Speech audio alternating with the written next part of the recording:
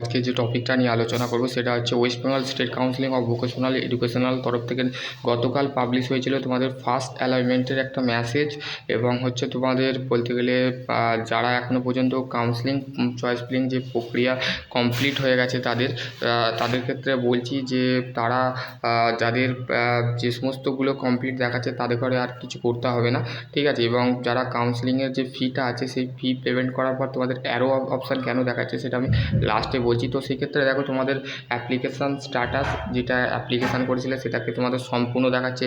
যাদের যেরকম দেখাচ্ছে না তাদের ঘরে ফের কিন্তু প্রথম থেকে শেষ পর্যন্ত স্টেপ ফের কমপ্লিট করতে হবে, ঠিক আছে। তারপর হচ্ছে পেমেন্ট স্ট্যাটাস তোমার যদি কমপ্লিট দেখায় তো সেক্ষেত্রে তোমার ভালো কথা।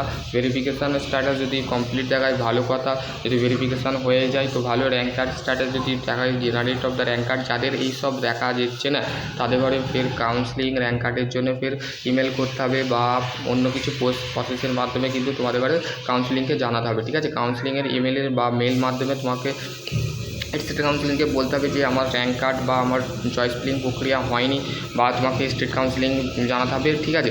এবং হচ্ছে তোমাদের যে সমস্ত ছাত্রছাত্রীরা দেখো অ্যালাউমেন্ট যে স্ট্যাটাস যেটা আছে, চয়েস ফিলিং স্ট্যাটাস যেটা আছে সেটা date over the check here of the view choice, ঠিক আছে।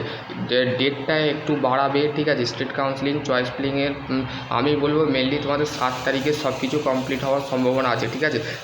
7 সেপ্টেম্বর 5 সেপ্টেম্বর জানো শিক্ষক দিবস, ঠিক আছে। শিক্ষক দিবস সেই ক্ষেত্রে কাউন্সিলিং সেই ক্ষেত্রে আমাদের কাউন্সিলিং তখন বন্ধ থাকবে, ঠিক আছে। কাউন্সিলিংয়ের সমস্ত ওয়েবসাইট থেকে সমস্ত কিছু বন্ধ থাকার সম্ভাবনা আছে। তো সেক্ষেত্রে সেই 5 সেপ্টেম্বর 4 সেপ্টেম্বর 3 সেপ্টেম্বর তো আজকে, তো সেক্ষেত্রে 4 সেপ্টেম্বরেও তোমরা কিছু করতে পারবে না। যাদের এই যে ভিউ অ্যালাইনমেন্ট স্ট্যাটাসটা যেটা এনে দেখাচ্ছে, তো সেই ক্ষেত্রে আমি বলবো তাদের কিন্তু একটু ওয়েট করতে হবে।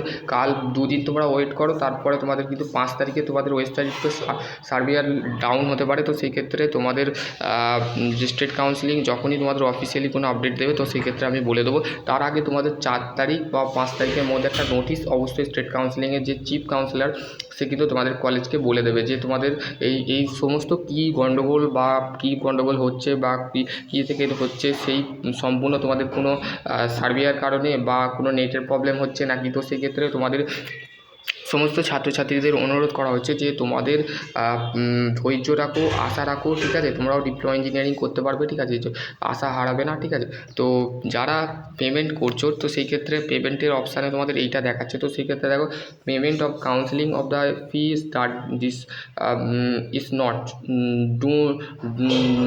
ডান, মানে তুমি ফি করছো কিন্তু তোমার পেমেন্টটা ক্লিয়ারলিভাবে বুঝতে পারছো না যে আমার পেমেন্ট হয়েছে না হয়নি। তো সেই ক্ষেত্রে তোমরা যারা পেমেন্ট এখনও পর্যন্ত করোনি তারা আগে পেমেন্ট করবে। আর যাদের ফার্স্ট কাউন্সিলিং বা ফার্স্ট অ্যালাইনমেন্ট যেটা হয়নি সেটা কিন্তু সেকেন্ড কাউন্সিলিংয়ে তোমাদের ঘরে বসতে হবে, ঠিক আছে।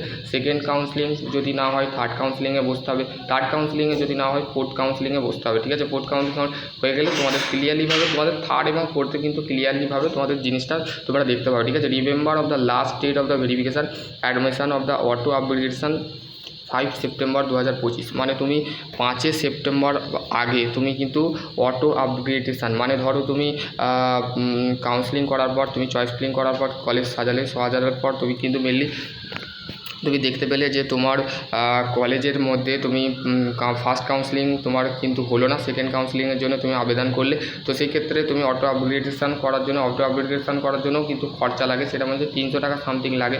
তো সেই ক্ষেত্রে ভেরিফিকেশান করার জন্য লাস্ট ডেট দিয়েছে। তো সেক্ষেত্রে তোমরা অ্যাডমিশানের আগে কিন্তু অটো আপগ্রেডেশান করে নিতে পারো। কেননা হচ্ছে তোমাদের যদি তোমরা অটো আপগ্রেডেশান করে নাও তো সেই ক্ষেত্রে তুমি যখন সেকেন্ড সেমে যখন তোমার ক্লিয়ারলি হয়ে যাবে, সেকেন্ড সেম যখন তোমার সম্পূর্ণ হয়ে যাবে তখন তুমি কী করবে, অন্য কলেজে তুমি যে অ্যাপ্লিকেশানটা যখন দেবে তখন অটো আপগ্রেডেশানের যে অ্যাপ্লিকেশান সেটা দিলে তুমি কিন্তু কলেজ চেঞ্জ করতে পারো। ধরো তুমি আরামবাগ পলিটেকনিক পেয়েছো, ঠিক আছে, আরামবাগ পলিটেকনিক থেকে না, ধরো তুমি জলপাইগুড়ি পলিটেকনিক পেয়েছো, তো সেক্ষেত্রে তুমি আরামবাগ তোমার বাড়ির কাছে ওয়েস্ট বেঙ্গলে পেতে যাও, তো সেক্ষেত্রে সেই কলেজকে অ্যাপ্লিকেশান পাঠাতে হবে। তো সেই ক্ষেত্রে তোমার অ্যাপ্লিকেশান দেওয়ার পর তোমাকে সেই কলেজ তোমাকে ডেকে নেবে, ঠিক আছে। তোমার কিন্তু ফার্স্ট সেমিস্টারটা তোমাকে এখানে পড়তে হবে, ঠিক আছে। ফার্স্ট সেমিস্টার তোমাকে পড়তে হবে, সেকেন্ড সেমিস্টারও তোমাকে এখানে পড়তে হবে, যখন তুমি সেকেন্ড সেমিস্টার ক্লিয়ার করবে, ক্লিয়ার করার পর তোমাকে অটো আপগ্রেডেশনের যে লেটারটা তুমি যখন কলেজকে সাবমিট করবে, তখন কলেজই তোমাকে ডেকে নেবে, কলেজই তোমাকে বলবে যে আসো আমাদের কলেজে আসো। তো সেক্ষেত্রে তোমাকে সব কিছু তারাই কিন্তু তোমাকে সমাধান করে দেবে। যারা প্রাইভেট কলেজে আছো তারাই চেঞ্জ করতে পারবে।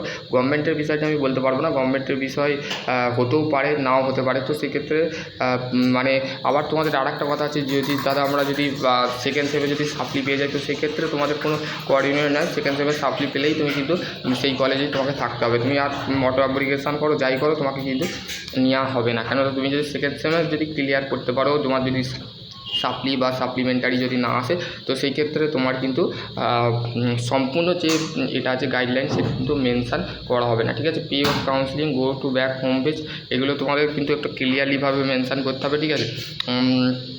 তো আশা করছি তোমাদের এই যে তোমাদের এই অপশানটা তোমাদের দেখাচ্ছে, ঠিক আছে, এরর রিপোর্টিং, ঠিক আছে, something of the wrong of the application, your need of the login again, ঠিক আছে। এইটা মানে 5 তারিখ পর্যন্ত, মানে 5 তারিখের পর কিন্তু তোমাদের ক্লিয়ার হতে পারে। 7 সেপ্টেম্বর বা 8 সেপ্টেম্বরের মধ্যেই কিন্তু তোমাদের সম্পূর্ণ ক্লিয়ার হয়ে যেতে পারে। তার আগেও ক্লিয়ার হবে।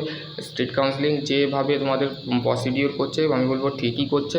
কেননা তারা যা স্টুডেন্টের জন্য কিন্তু তারা একটা হাততালির মতন বাজি খেলা খেলছে। তো সেই ক্ষেত্রে আমি বলবো তাদের ক্ষেত্রে আমিও একমত আছি। তো সেই ক্ষেত্রে তোমাদের কিন্তু স্টেট কাউন্সিলিংয়ের অবশ্যই যে স্টেটগুলো আছে সেগুলোকে নিজেকে ফলো রাখতে হবে। এই ডিপ্লোমা ইঞ্জিনিয়ারিং করতে গেলে স্টেট কাউন্সিলিংকে তোমাকে মানতেই হবে, ঠিক আছে। আশা করছি তোমাদের যদি আরও কোনো কোয়ারি থাকে অবশ্যই কমেন্ট সেকশনে সকলে ভালো থেকো, সুস্থ থেকো, থ্যাংক ইউ।